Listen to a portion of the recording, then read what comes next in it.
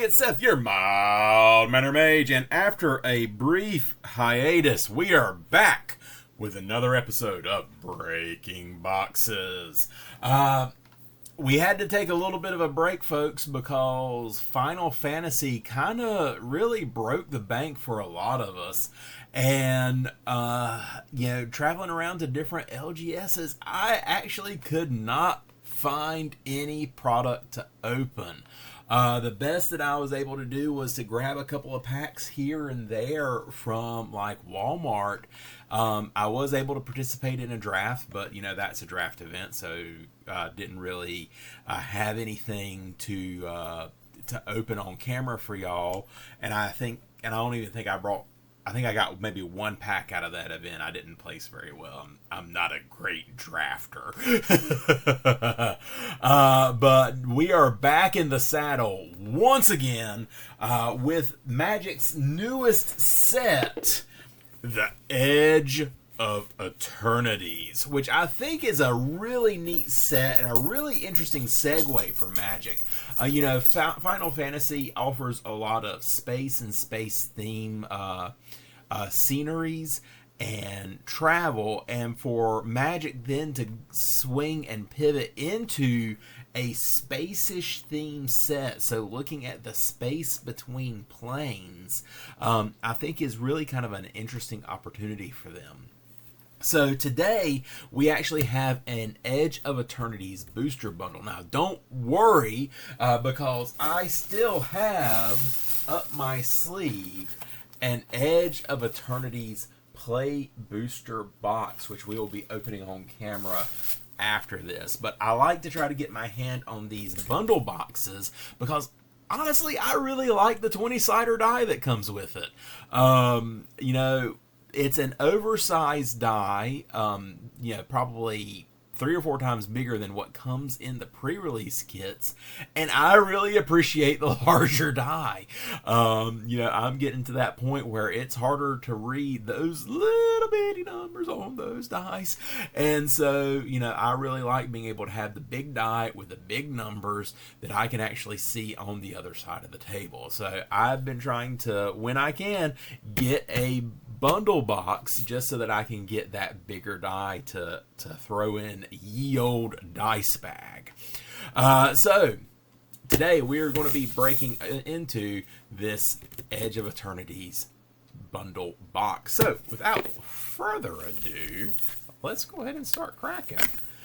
So what is it that we're looking at getting out of this? So we've got those new vehicle-esque spaceships, which I think are really interesting, but they aren't really vehicles, but they allow you to do some really cool stuff.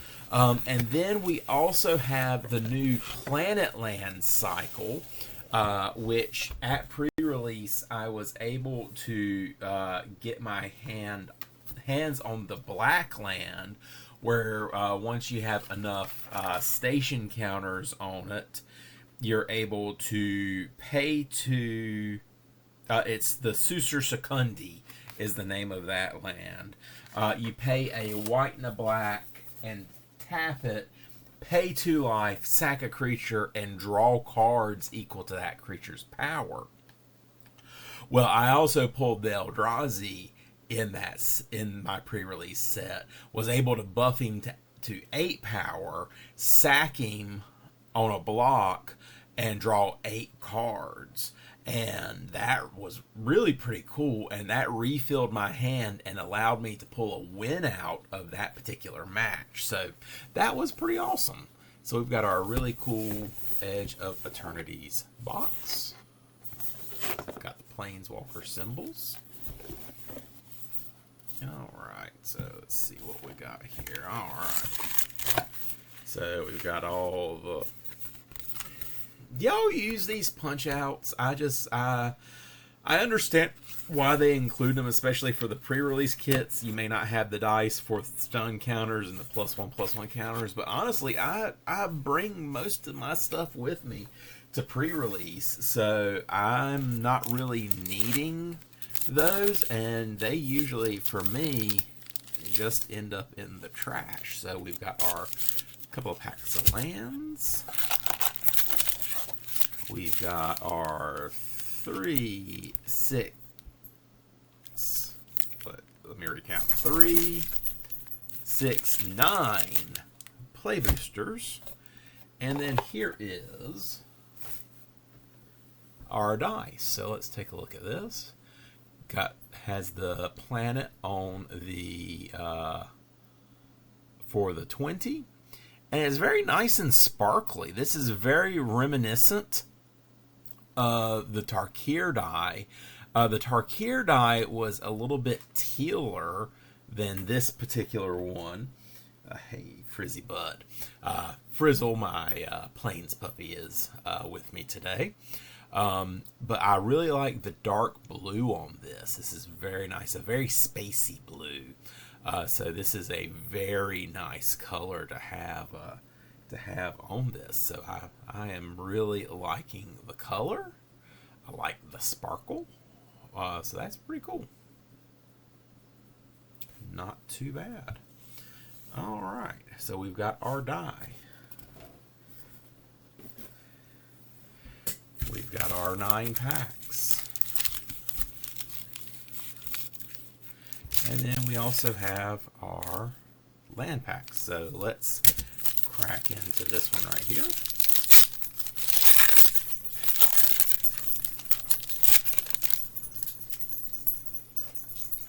Oh, and these are full art planet lands. So we get 5 of those. Very nice. And then these are just your regular basics. And then those are just some how to play cards. Okay. Set those over here. And then this looks like we also, do we get some sort of alt art card? Okay, we do get an alt art. And that is in this pack right here. So let's check that out.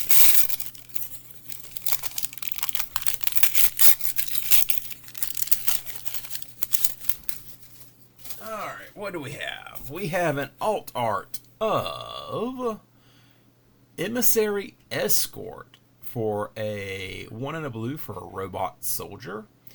And it gets +X+O, where X is the greatest amount of mana value among other artifacts you control, and it starts as a 0/4.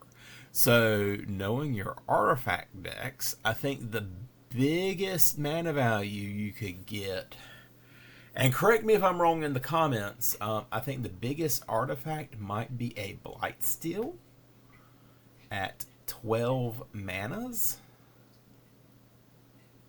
So you could potentially have a 12/4 robot Emissary Escort. So that is our alt art. And then we get the 5 foil planet themed lands.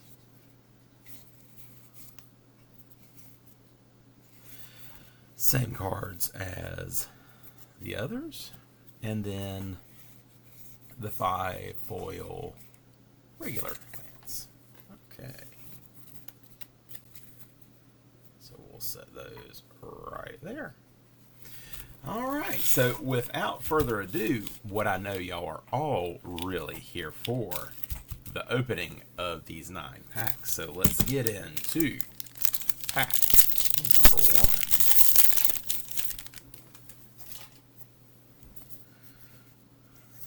Alright, get through these commons here. These kind of want to stick together. So we have a Mouth of the Storm, Helia Ascendant Cadet, the Fell Graveship, into a Nesting Grounds. So Nesting Grounds is a land reprint, and it is in the kind of fun, spacey computer print. It taps for a colorless, and then you can pay 1 to tap it to move a counter from target permanent you control onto another permanent. Activate only as a sorcery. This will go great in any counter-based deck that really wants to move counters around from one creature to another. This is also could allow you to move a shield counter. You could move stun counters around. If you have a stun counter on one creature and you want it on a different creature, maybe. I don't know if you'd really want to do that or not. Maybe put it on like a little dork or something, or like a little 1/1 that you don't care about. So it does not specify the type of counter. So I think this would allow you to do that. So that's pretty good. Oh, this is going to be a multi-rare pack, which we always like. Into a Sunstar Chaplain for 1 and a white at the beginning of your end step. If you control 2 or more tapped creatures, put a 1/1 counter on target creature you control. Nice. So makes you want to do a lot of attacking. Pay 2 to remove a 1/1 counter from a creature you control to tap target artifact or creature. Okay, so you want to put a lot of counters on stuff to remove counters so that you can tap down your opponent's board. I like that. And then we've got a beautiful foil Hissing Quagmire. Enters tapped, does tap for a black or a green, and you can pay 1 black-green to turn it into a 2/2 black and green elemental creature with the Death Touch. So this was a pretty good pack, packing in 3. Oh, and a full art Spaceland.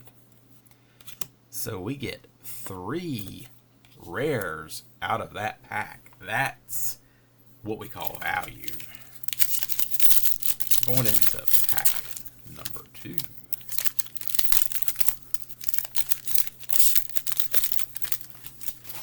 Toss that off to the side. Let's see, get through some of these commons here. Again, they just want to stick together. Saurian Voidborn, Ruinous Rampage, Ilvoy Infiltrator, a Rescue Skiff, Into a Pain for All. Red and 2 enchanted creature you control. When this aura enters, enchanted creature deals damage equal to its power to any other target. Throw that on a big beefy boy and watch the life drain out of your opponent. Whenever enchanted creature is dealt damage, it deals that much damage to each opponent. Ooh, throw that on a stuffy doll. And then we just start wailing on it. I like that. That's pretty good. And then we have Sammy, Ship's Engineer, as our foil. Lots of tokens already. Okay. Pack number 3. I have been seeing a lot of posts about that Pain for All and how it can be abused, so I'll have to figure out something that I can do with it. Surely there is something that I can do with it, and don't call me Shirley.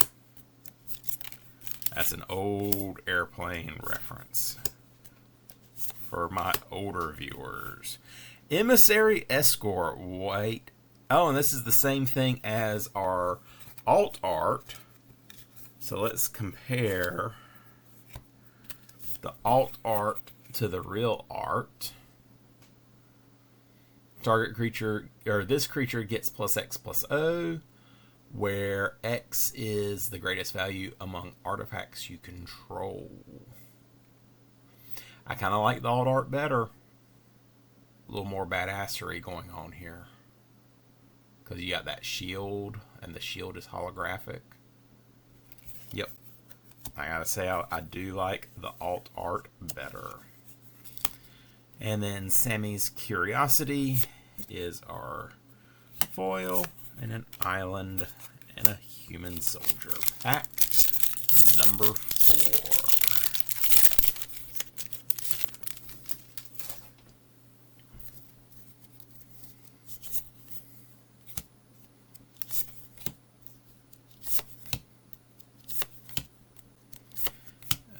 I don't like the way these stick.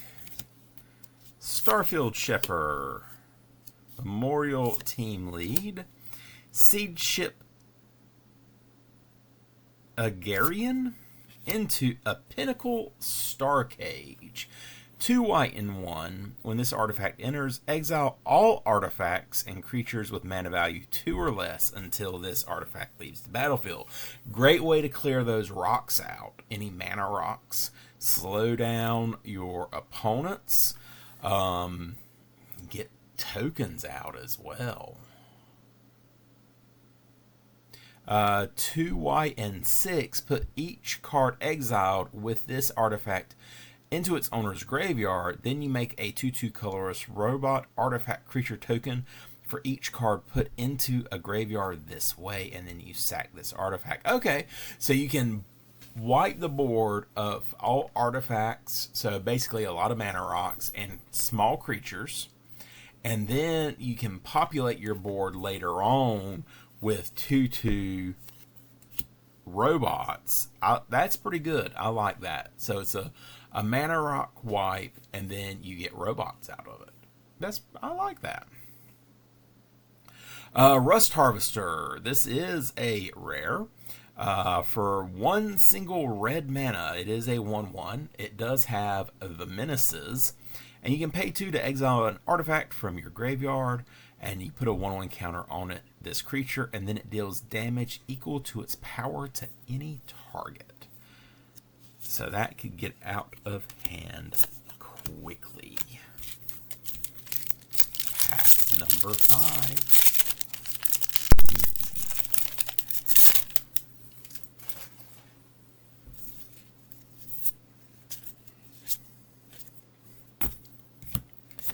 Alright, Saurian Voidborn, Rescue Skiff again, Seed Ship Broodtender, the Sculpting Blast, ooh, Infinite Guideline Station. This is a Wooburg station, and it is a spacecraft. When it enters, you create a tapped colorless 2/2 robot artifact creature token for each multicolored permanent you control. Okay. And then you can tap creatures to put counters on it for equal to its power. And then when there are 12 plus counters, it becomes a creature flying. And then when it attacks, draw a card for each multicolored permanent you control. That's kind of neat. So it's almost Ur-Dragon-ish with that drawing ability, but you don't get to put a permanent into play. But that could be pretty interesting. And then a Zookeeper Mechan for our common foil, and then a full art island, and another lander. Pack number 6. So I think we're seeing some pretty good cards here. So I'll be interested to see what the overall value is of this set. Mechan Assembler, Invasive Maneuvers, Monoist Sentry. Oh, and then here we have a breeding pool. Now it is just in the regular art, but any shock land is always a good land, so that you can shock it and it comes in untapped. And because it has these keywords here, it will end up being searchable. And here is our first mythic of this box, Weft Walking. When this enchantment enters, if you cast it, shuffle your hand and graveyard into your library, then draw 7. The first spell each player casts during their turns may be cast without paying its mana cost, so it's the Omniscience one. So you get one, first spell is Omniscience, and you get to refill your hand right before. Oh, that's pretty good. Pretty good. Foil annul, a mountain, and a drone.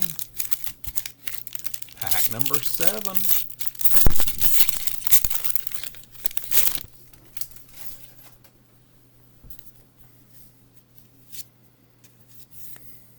Through those commons real quick. Tapestry Warden, Time Color, Dual Sun Adepts, Debris Field Crusher, and a Bioengineered Future. This is an enchantment for 2 green and a 1. When this enchantment enters, create a lander. Each creature you control enters with an additional 1/1 counter on it for each land that entered the battlefield under your control this turn. Okay, so basically you play a landfall deck, play a crap ton of lands, then you play your creature, and then the creature comes in with a bunch of counters. And it doesn't say how the creature has to come in, so if you can... So you don't necessarily have to cast the creature if you can sneak the creature in, because it just says when a creature you control enters. So it's not casting. I think there's some sneaky things that can be done there. Some sneakery is afoot there. I have to see what we can do with that, because I think some things can definitely be done. Pack number 8.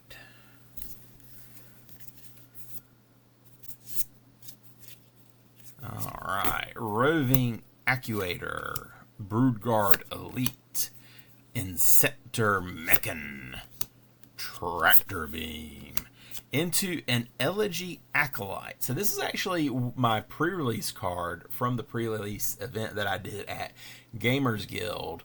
Hashtag not a sponsor, but a really great gaming store. 2 black and 2 for a human cleric. Whenever one or more creatures you control deal combat damage to a player, you draw a card and lose a life. And then at the beginning of your end step, if a non-land permanent left the battlefield this turn or a spell was warped, create a robot. So that would be a good way to kind of get you some value of getting an extra creature, which I think is pretty helpful. Into a Depressurize, a Forest, and then a Munitions. And we are now at our final pack for this box of Edge of Eternities. Let's go. Alright, see if we can't get something good for y'all. Alright, Larval Scoutlander, Emergency Eject, Tanook Memorial Ensign, Steel Swarm Operator, into an Endstone. So 2 mythics in this box. 7 mana for a legendary artifact. Whenever you play a land or cast a spell, draw a card. And then at the beginning of your end step, your life total becomes half your starting life total, rounded up. So this can be either a good thing or a bad thing. If you are at the still above that half total, you're going to take a big hit. But if you are already below, then you are going to get that big increase. So that I could see this going either way. So this is this is a good card to have. Into a Rig for War, and then finally a foil mountain. All right, so all in all, I think this was a a pretty successful box. We got 2 mythics, and everything else was rare. And then of the rares, we got 3 land reprints, which I think is pretty good. And we also managed to get 1 of the new station cards, or 1 of the new spacecraft cards, which I think those are going to be kind of fun to play with. I'm very excited to see what they will be able to do, especially in Commander, which, as y'all know, is my favorite format to play. So once again, I'd like to thank everybody for joining me in this episode of Breaking Boxes. I'm Seth, your Mild Mannered Mage, and be sure to give us a like, give us a subscribe, click all the things that make the dings so that you know when the next episode drops. And in the meantime, I want to wish each and every one of you some happy magicking from me. And over here, you can't hardly see her. Hang on, let me see if I can get her up. There she is, Miss Frizzle, the Planespuppy. Wishing everybody some happy magicking. We'll see you on the next video. Have a great one.